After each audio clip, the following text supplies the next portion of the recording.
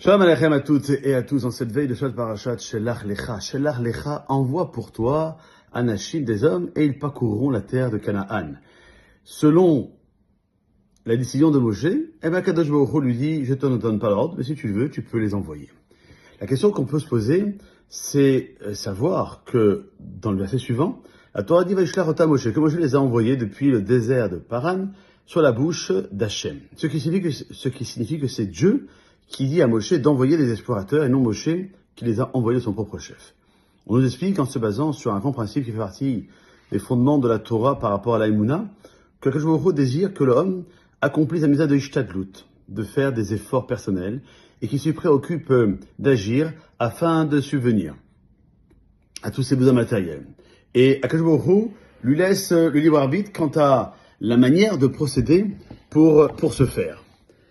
Par exemple, pour ce qui est de travailler afin de gagner sa vie, l'homme a l'obligation de ramener dans son foyer de quoi nourrir les membres, car c'est marqué dans le Teilim que l'homme sort à sa tâche et à son labeur jusqu'au soir.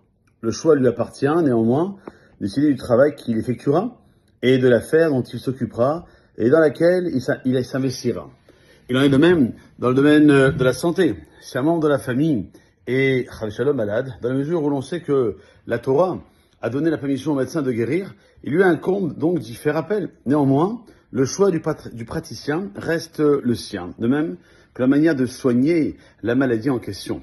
Et lorsqu'il s'apprête à se marier, c'est également à lui de décider s'il est intéressé ou non par une certaine proposition de shidur, donc de présentation, et l'ampleur de l'enquête qu'il entreprendra pour en examiner la teneur.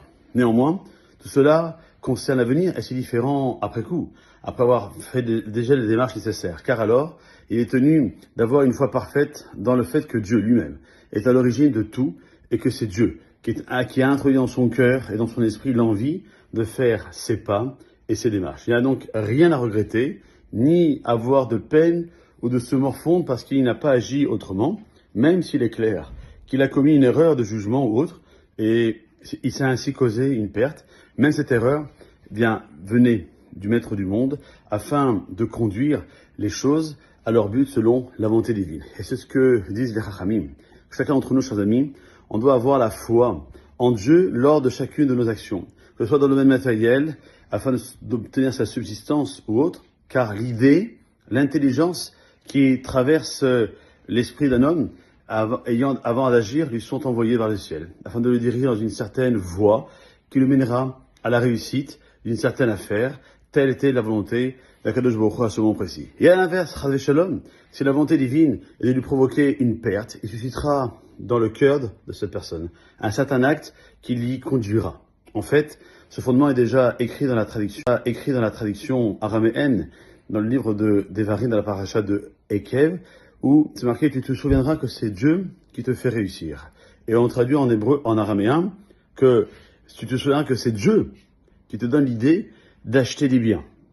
Cette phrase n'est pas seulement énoncée à propos du travail accompli en vue d'obtenir une subsistance, mais également dans tous les domaines de la vie, comme c'est marqué, que chaque béni Israël doit avoir foi en Dieu lors de chacune de ses actions. Et c'est ce que veut dire la paracha Shelach Lecha, envoie pour toi, selon toi, ton avis, dit Dieu. Moi, dit Dieu, je ne t'en donne pas d'ordre, mais si tu le veux, tu peux le désirer. Pourquoi ? Parce que du ciel, le libre arbitre a été donné à Moshe de décider s'il était juste ou non d'envoyer des explorateurs en Eretz Israël. Et après qu'il a décidé de les envoyer et ils ont été punis effectivement et gravement, les bénis Israël étaient à nouveau tenus de croire parfaitement que ces décisions venaient du Maître du monde. Passez et passons un excellent